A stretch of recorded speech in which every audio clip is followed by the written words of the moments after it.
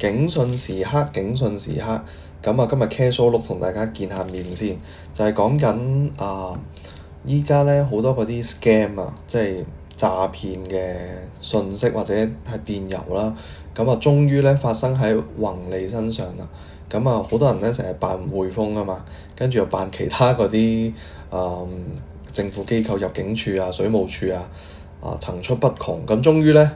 有一個象真度都幾高嘅宏利相關嘅信息咧，去大家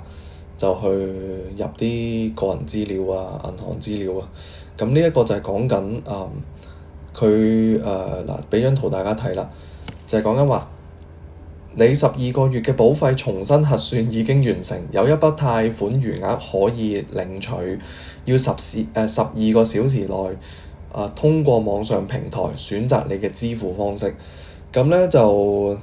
大家好多人咧就會覺得話有錢拎喎，跟住撳嗰個更多詳情啦，跟住會見到一個像真度好高嘅畫面啦，跟住又輸入啲銀行資料俾佢啦。咁啊搞下咧，可能連密碼咧，即係可能嗰啲登入宏利嘅密碼都會輸入埋俾佢，咁就麻煩啦，係啦。咁所以大家一定要留意，見到宏利個嘜頭，即係嗰個 logo 啊，或者見到其他啲大品牌嘅嗰啲 logo 咧，